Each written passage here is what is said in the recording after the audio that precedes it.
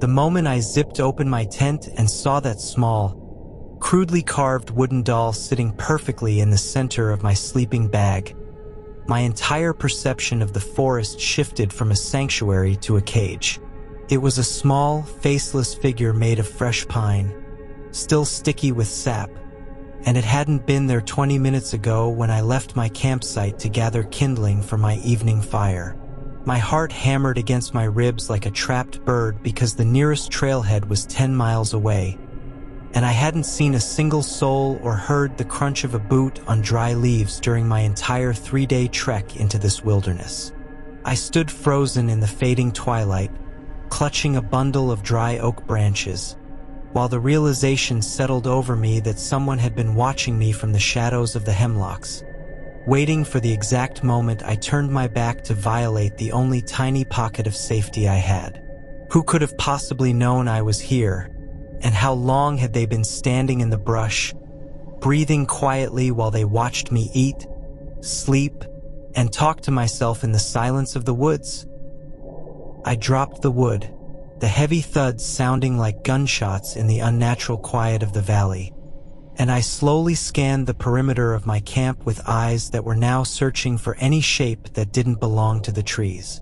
The sun was dipping below the jagged ridgeline, casting long, skeletal shadows across the forest floor, and the once peaceful chirping of the crickets suddenly felt like a mocking countdown to total darkness. I reached into my pocket and gripped my folding knife, though the small blade felt laughably inadequate against an unknown intruder who was clearly comfortable enough to play mind games with a complete stranger. Why hadn't they taken my expensive GPS unit or my high-end stove, both of which were sitting in plain sight, and why instead leave a handmade token that felt like a claim of ownership over my presence? Every rustle of a leaf and every snap of a distant twig made me spin around, my breath coming in shallow, jagged gasps as the shadows grew longer and more distorted. As the last of the blue light drained from the sky, I realized that staying in the tent would make me a sitting duck, yet the thought of hiking back through the dense, unlit forest felt like walking straight into a trap. I decided to build the fire larger than usual, not for warmth, but as a barrier of light that might force the watcher to stay back in the darkness where I could at least pretend they didn't exist. I fed the flames until they roared, the orange light flickering against the massive trunks of the ancient pines. But the illumination only made the wall of blackness beyond the camp look deeper and more impenetrable. I sat on my folding stool with my back against a massive granite boulder, keeping my eyes fixed on the line where the firelight died and the true night began. I kept asking myself if this was just a local hiker playing a sick joke, or if I had stumbled into the territory of someone who didn't believe in the law of the land.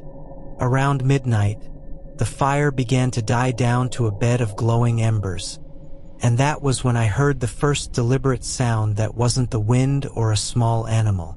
It was a low, rhythmic whistling, a tune that sounded disturbingly like a nursery rhyme, drifting from the thicket of rhododendrons directly behind my tent. My blood turned to ice as the whistling stopped abruptly, followed by the sound of a heavy branch snapping under the weight of something much larger than a deer. I grabbed my powerful tactical flashlight and clicked it on, sweeping the beam across the foliage, but the light only revealed the shimmering leaves and the twisted gray bark of the trees.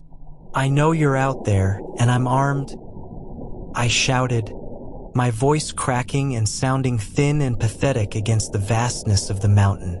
There was no verbal response, only a soft, wet chuckle that seemed to vibrate through the very air, followed by the sound of something being dragged slowly across the dry ground. I retreated further against the boulder, the cold stone pressing into my spine, as I realized that the intruder was circling the perimeter of my light, staying just out of view like a predator herding its prey. The dragging sound stopped, and then a heavy object was thrown from the darkness, landing with a sickening thud right at the edge of my fire pit. I shone my light down and stifled a scream when I saw my own hiking boot, the one I had left tucked under the vestibule of my tent, now shredded into ribbons as if by a jagged blade. This wasn't just a stalker. This was someone who wanted me to understand that they could reach into my personal space at any moment and tear my life apart. My mind raced through my options, but with one boot gone and the terrain being a labyrinth of cliffs and ravines, fleeing in the dark was a recipe for a broken neck. I was forced to wait for dawn, staring into the abyss while the unseen presence occasionally threw small stones at my tent, each one a terrifying reminder that I was being toyed with. The hours felt like days, and the psychological pressure of the silence was becoming more painful than any physical threat as I imagined the person sitting just 20 feet away, watching my fire die. Every time I felt my eyelids grow heavy, a loud whistle or a sharp snap of wood would jolt me back into a state of panicked alertness, which I realized was a deliberate tactic to wear down my will. By 3 a.m, the embers were nothing but a dull red glow, and the temperature had dropped enough that I could see my own breath misting in the beam of my flashlight.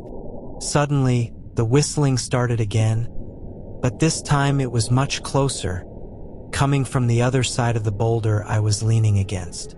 I scrambled to my feet, spinning around and swinging the light, catching a fleeting glimpse of a tall, thin figure wearing a dark, oversized hunting coat and a hood pulled low over their face. They vanished behind a tree the second the light hit them, but the image of that silent, towering shape stayed burned into my retinas. The intruder began to speak in a low, gravelly whisper that I couldn't quite understand, but the tone was one of intense, frantic excitement that made my skin crawl. I realized then that I wasn't dealing with a rational person who wanted my gear. I was dealing with someone who viewed this forest as their private theater and me as the lead actor in a tragedy.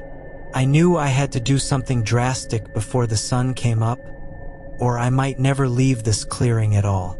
I remembered that I had a small canister of bear mace attached to my pack inside the tent, and I realized I would have to make a run for it even if it meant exposing my back to the darkness. I took a deep breath, gathered every ounce of courage I had left, and lunged toward the tent, diving through the flap and frantically feeling around in the dark for the familiar shape of the canister. My fingers brushed against the cold metal just as the entire tent collapsed on top of me, the fabric heavy and suffocating as someone began to stomp on the nylon from the outside. I screamed and kicked, the sheer adrenaline of the life or death struggle giving me a burst of strength I didn't know I possessed. I felt a heavy weight pin my legs down, and I heard the sound of a knife slicing through the heavy tent fabric near my head. Without thinking, I found the nozzle of the bear mace and sprayed a massive cloud of the caustic chemicals upward through the hole that had just been cut. A horrific, choked-off scream erupted from above me, followed by the sound of someone stumbling backward and crashing into the underbrush. The person was gasping and retching, the mace clearly doing its job in the confined space, and I used that moment of chaos to crawl out from under the collapsed ruins of my camp. I didn't stop to look back, and I didn't care that I was missing a boot.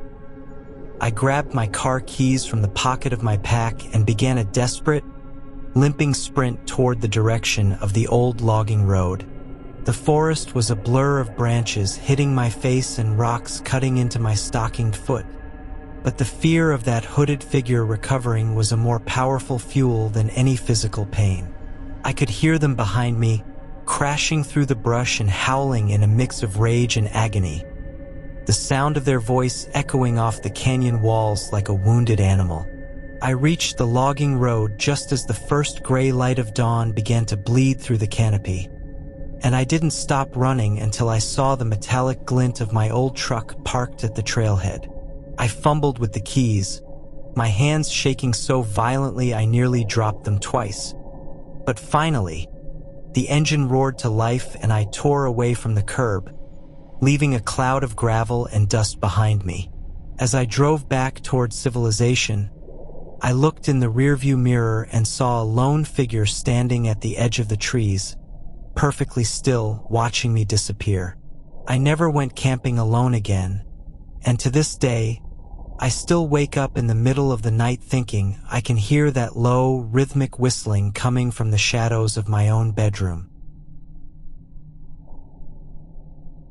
I had specifically chosen the ridge at Blackwood Peak because it was famous among solo hikers for having 5 bars of high-speed cellular service despite being 20 miles from the nearest paved road.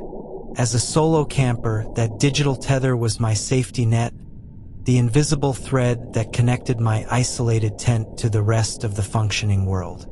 I spent the afternoon setting up my gear on the rocky overlook, snapping photos of the purple sunset to send to my sister so she would know exactly where I was perched for the night. But the moment the sun slipped behind the jagged horizon, the screen of my phone flickered violently, and the signal bars dropped from a full set to a hollow, empty no-service icon in the blink of an eye. I stepped toward the edge of the cliff, waving the device in the air and searching for that familiar connection. But the air felt suddenly heavy and thick with an artificial stillness that made the hair on my arms stand up. My confusion turned into a cold, prickling dread when my portable emergency weather radio, which had been silent all day, suddenly burst into life with a screech of static that sounded like metal grinding on metal. I reached down to turn the volume knob, but before I could touch it, the static cleared and a voice began to speak with a terrifying, crystal-clear calm. You shouldn't have posted your coordinates on the public forum 3 days ago, because now everyone knows exactly how long it takes to hike up here from the valley floor. The voice whispered through the small speaker. I froze, my hand hovering over the radio, as I realized the voice wasn't a broadcast from a distant station, but a direct transmission being sent from somewhere very close to my campsite. I looked at my phone again, and I noticed a small, red light blinking at the bottom of the screen, a light I had never seen before, and I realized that someone hadn't just cut my signal. They had hijacked my entire digital existence. I frantically tried to power down the phone, but the screen stayed locked on a map of my current location, with a small pulsing, moving steadily up the trail toward my tent. The voice on the radio laughed, a dry and mechanical sound that lacked any trace of human warmth or empathy. The jammer I'm using has a half-mile radius, so don't bother running for the ridge, because your GPS is lying to you and your compass won't work near my equipment. The voice continued, sounding closer with every syllable.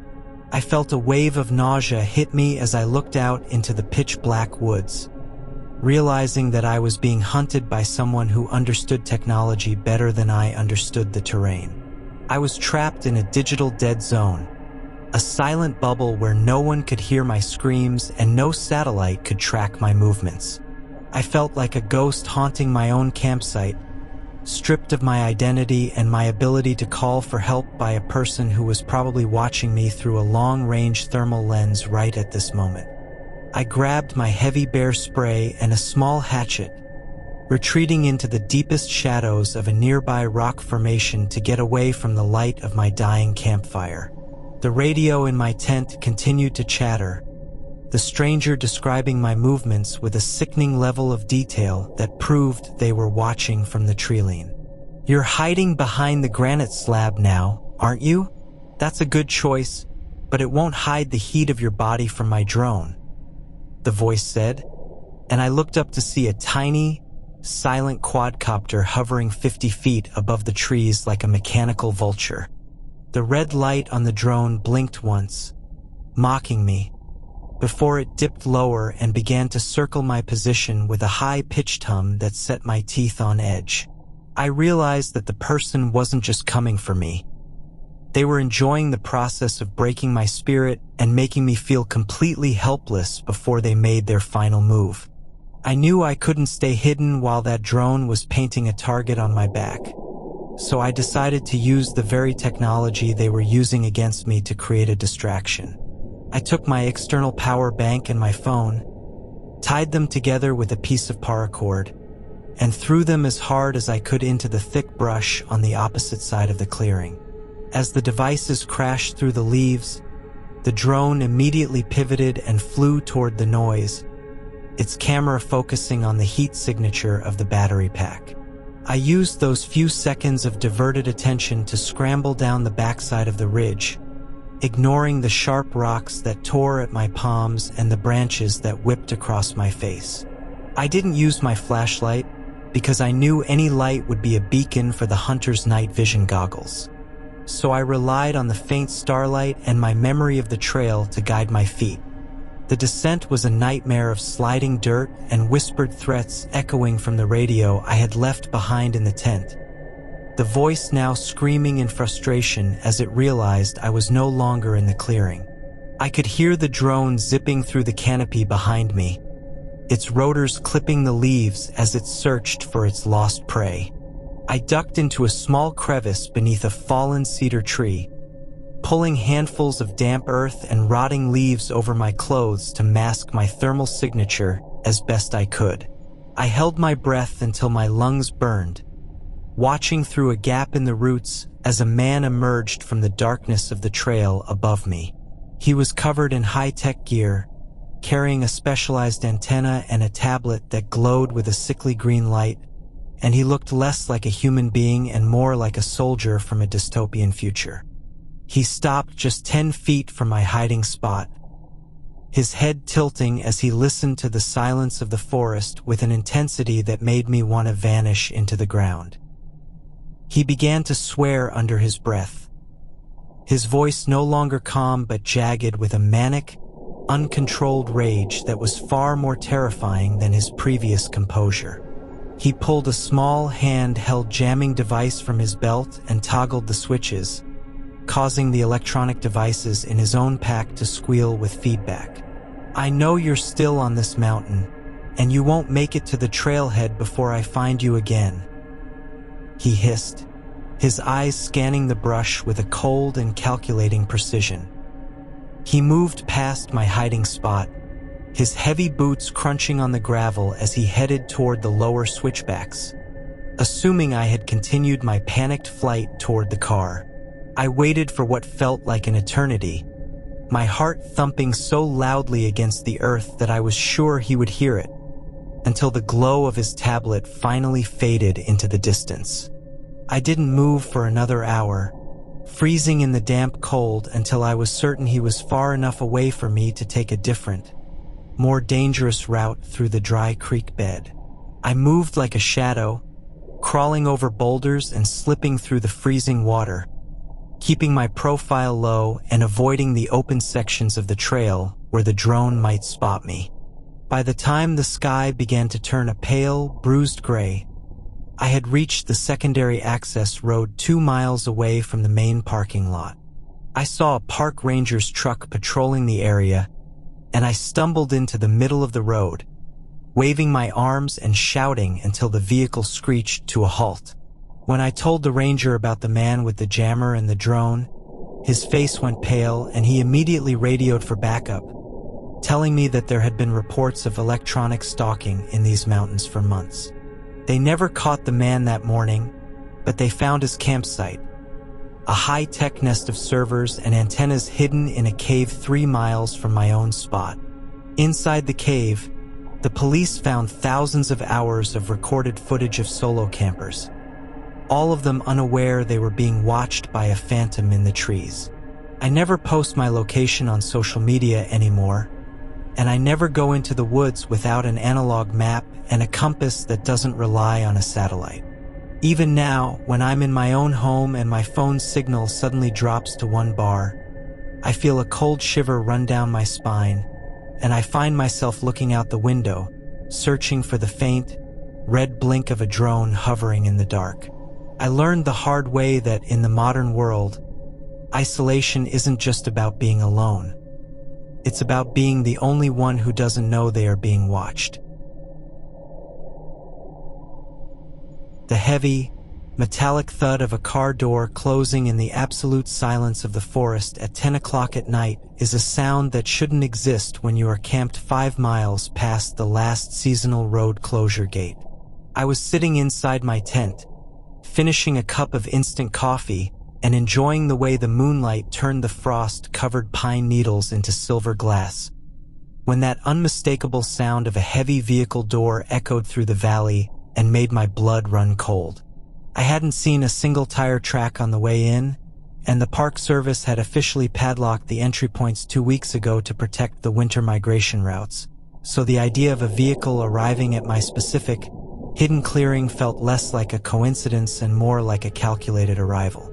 I reached for my headlamp and clicked it to the lowest setting, my hands trembling as I unzipped the tent flap just enough to peer out into the darkness. And that was when I saw the slow, rhythmic sweep of a powerful spotlight cutting through the trees about 50 yards away. The light was cold and clinical, jumping from trunk to trunk as it drew closer to my campsite. And soon I could hear the slow, deliberate crunch of heavy boots on the frozen ground. "Park Ranger Service? Is there anyone at this site?" A deep, booming voice called out.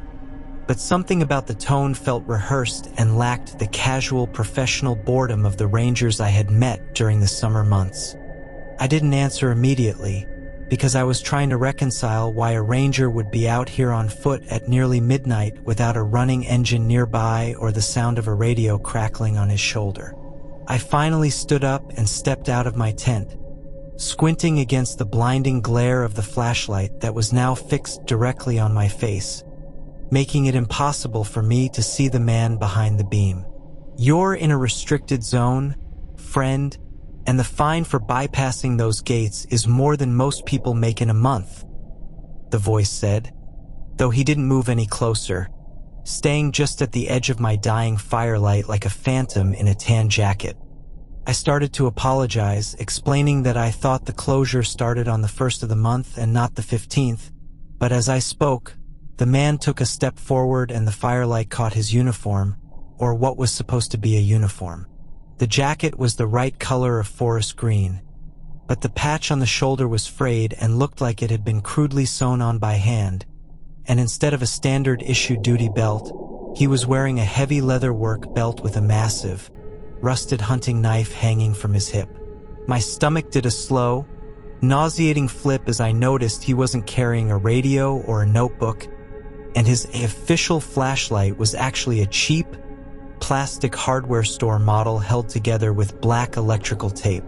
"I'm going to need you to step away from your gear and come back to my truck so I can verify your identification and write up the citation," he said, his voice dropping an octave into a low, threatening rumble that didn't sound like any law enforcement officer I had ever encountered. I felt a surge of pure, instinctual panic when he reached into his pocket and pulled out a pair of heavy-duty zip ties instead of handcuffs, his eyes darting toward my expensive camera gear sitting on the picnic table. "My ID is inside my inner jacket pocket. Just let me go grab it and I'll follow you wherever you need," I lied, my mind racing through every possible escape route while I slowly backed toward the opening of my tent. I knew that if I followed him into the dark woods toward a truck I couldn't hear, I would never be seen again, and the isolation of the off-season meant no one would even start looking for me for at least another 4 days. The man's demeanor changed instantly when he realized I wasn't moving toward him. His shoulders squared and he dropped the flashlight to his side, letting the darkness swallow his face once again while he placed his hand on the hilt of that oversized knife. "Don't make this difficult for yourself, because the woods are very deep out here and accidents happen to solo hikers who don't know how to follow orders," he whispered, and the sheer malice in his voice made the air feel like it had been sucked out of the clearing. I didn't wait for him to take another step. I grabbed the heavy cast iron skillet sitting by my stove and swung it with every bit of strength I had, hitting the side of his head with a sickening metallic clang just as he lunged forward. The blow didn't knock him out, but it disoriented him enough that he stumbled into the embers of my fire, howling in rage as the sparks showered over his clothes. I didn't stop to see if he was getting up. I turned and sprinted in the opposite direction, diving into the thickest part of the underbrush where the shadows were the most dense. I could hear him behind me, screaming obscenities and crashing through the brush like a wounded bear. The sound of his heavy boots hitting the earth getting closer and then fading as I zigzagged through the pines. I knew the terrain better than he did because I had spent the afternoon scouting the ridge, and I remembered a narrow rock chimney about half a mile up the slope that was too tight for a man of his size to enter. I climbed until my lungs felt like they were on fire and my fingernails were bleeding from clawing at the frozen dirt, but I finally reached the crevice and wedged myself deep inside the cold stone. I watched from my hiding spot as the beam of his flashlight danced across the trees below me for hours, the man pacing back and forth and whistling a low, haunting tune that made my skin crawl. He stayed until the sky began to turn the color of lead, and I watched him finally give up and trek back toward the valley floor, his silhouette looking small and pathetic in the morning light, but no less dangerous.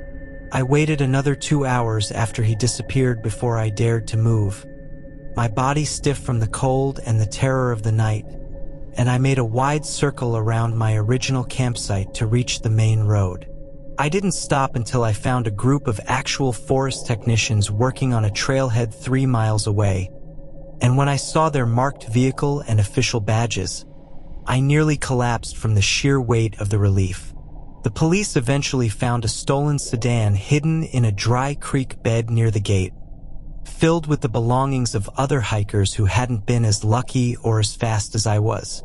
I still think about that Ranger every time I see a green jacket, and I wonder how many people are still out there waiting for a truck that doesn't exist in the middle of the night.